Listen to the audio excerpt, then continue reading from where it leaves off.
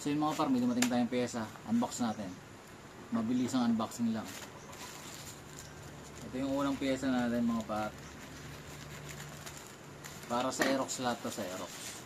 Yung project Aerox natin. Video natin para at least kung may kulang, may proof tayo. Yun.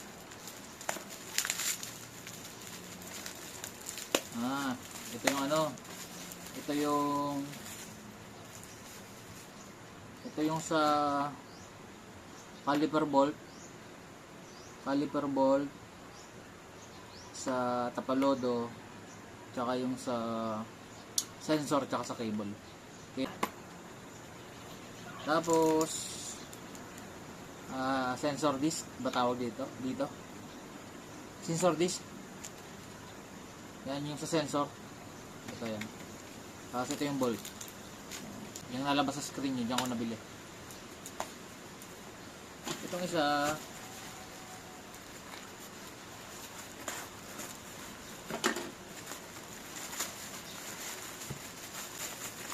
ano to, yung build natin ng circuit concept, chapsoy build, chapsoy edition.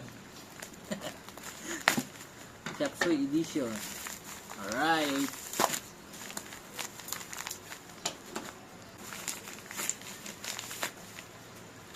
Ito naman, tama naman yung dumating. Buksan na natin para makita nyo yung itsura.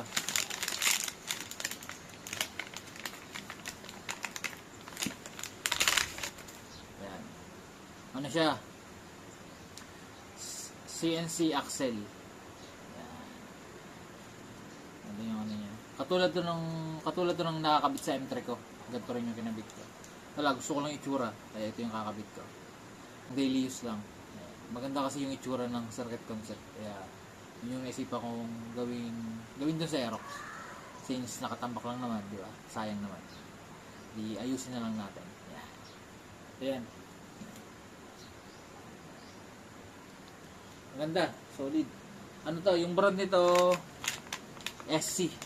So ito yung ano natin, main event to sa ngayon. Saan na natin?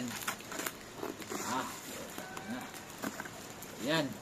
Tingnan natin kung tama yung dumating.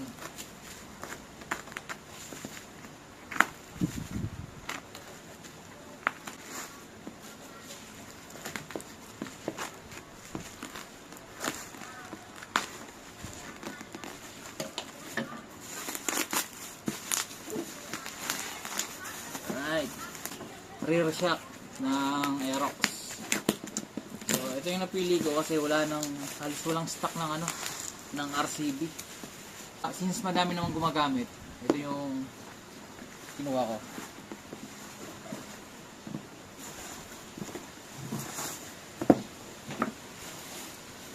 So A-Tech. So may A-Tech pa nito. So A-Tech lang to. A-Tech. Buksan na natin mga par. The moment of truth. Alright. Ayan. Ito yung napili kong kulay mga par.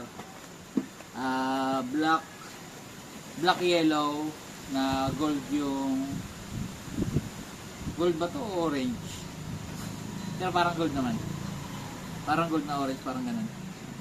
Ito, na may compression, adjuster, saka may rebound. Rebound. Tapos preload. Yan, yun yung kagandahan nitong shock na to. Tsaka mukhang matibay. Mukhang matibay naman.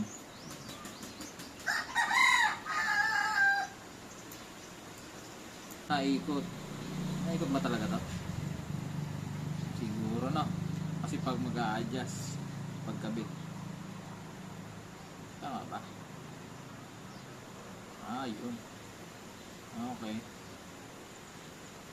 Ito yung kasama ng isang box. Ayan, dalawa siya. Siyempre, kasi dalawa yung shock ng Aerox eh. Ayan. Sticker. Tapos may kasama siyang shock. Shock tuloy. Spring. May extra spring siya. Ito yung nakakabit, 85. 85 lbs. Ito 70 yung isa, ito 85. Tapos 172 170 yung millimeter. Tama ba yung pinadala sa akin? Yun.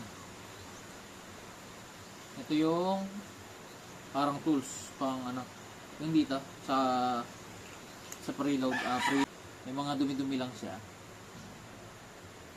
Tapos yun, sana magtagal to sa atin. Sana tumagal. Madami pang kulang. So yun lang mga par.